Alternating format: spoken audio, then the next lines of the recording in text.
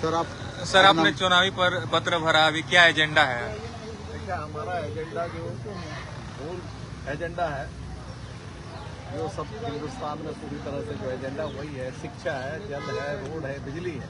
ये तो पूरे हिंदुस्तान की है, लेकिन यहाँ की जो व्यवस्था को देखते हुए हमारा यहाँ के हिसाब से हम सोचते हैं, यहाँ पर लोगों को जो एक अपना जो क्या बोलेंगे मौलिक अधिकार कह लीजिए या मानव अधिकार कह लीजिए, मानव अधिकार हर मानव को अपना एक जीने का, स्वतंत्र जीने का, वस्त्र का सबको जरूरत है। और खासकर ये 5वीं अनुसूची का क्षेत्र है, यहाँ 5वीं अनुसूची क्षेत्र में स्वशासन का व्यवस्था संविधान में है, लेकिन अभी तक यहाँ के लोगों को नहीं दिए गए। दूसरी बात है 1996 का पेशा एक्ट, अभी इसका हाई कोर्ट ने निर्णय भी दे दिया था सरकार को कि 2 महीने के अंदर आप इसको लागू करो, लेकिन 2 महीना तो गुजर गए, लेकिन फिर भी अभी तक लागू नहीं हुआ।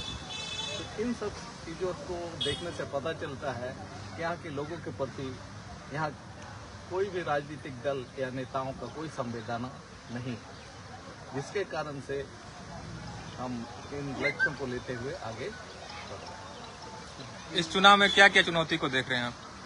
इस चुनाव में तो अभी जब मैं एरिया में घूमा तो सड़क की बद से बदतर स्थिति है।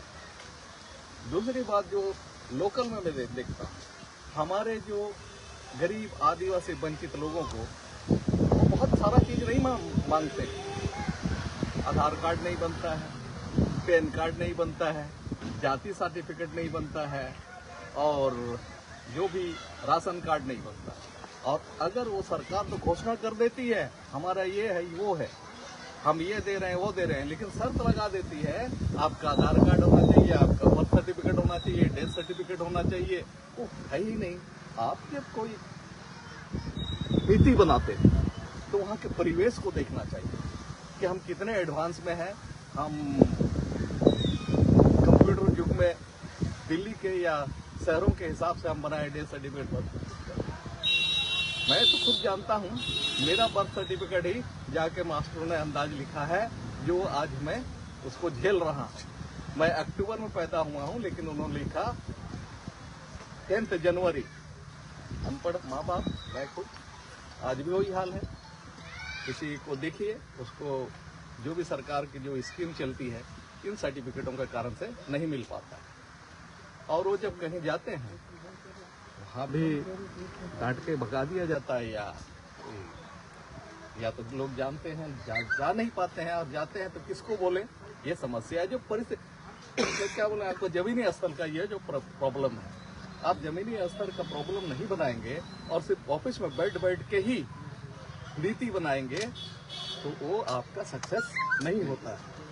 उसको समझने के लिए आपको जमीन पे जाना होगा, और यही कारण है कि यहाँ हमारे पास कई लोग मिले हैं। अभी कुछ दिन पहले मैं गया था, एक कितना साल की लेडीज की, 19 साल की, 19 साल की। हमने बोला तुमने ये क्या ये जो पुतुल लग रही राशन आ रहा था, नहीं उसका क्या फॉर्म नहीं रहा, पूछे तो दीदी है क्या भैया योजना में आपने भरी है? तो बोला नहीं, क्यों? बोला मेरा नाम आधार कार्ड में है और राशन कार्ड में तो जाके क्यों नहीं करता? कहाँ जाए? क्या केंद्र में जाइए, कहीं कोई सुनवाई नहीं। हम बोला दीजिए देखते। तो फिर हमने बोला राजा प्रसाद इसका ले जाओ, इसको टाइम दो और आप जाके इनसे इसका करेक्शन कराओ। ये आम है ये प्रॉब्लम। जब हमारा पास संसाधन वो नहीं है तो हम ना गोगो दीदी लेंगे ना अबुआ ले सकते हैं, सरकार का कोई भी स्कीम का अवेलेबल नहीं कर सकते।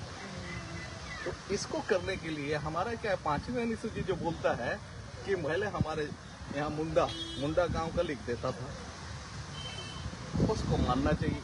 अब यहाँ मैं देखता हूँ कि आप वो क्या मुखिया वीडियो ब्लॉग तो दूसरी जगह का आदमी क्या जानता है। अब स्कूल में आप मास्टर को दे दिए, कास्ट सर्टिफिकेट बनाएंगे। मेरे पास मोबाइल में बहुत लोग उसमें साधना लिखेंगे, साधना लोग हैं मास्टर इनको लिख दिया, आया बोले मास्टर। तो जमीनी स्तर का जो बहुत सारी प्रॉब्लम है। कह रहे हैं जो बिजली सड़क है तो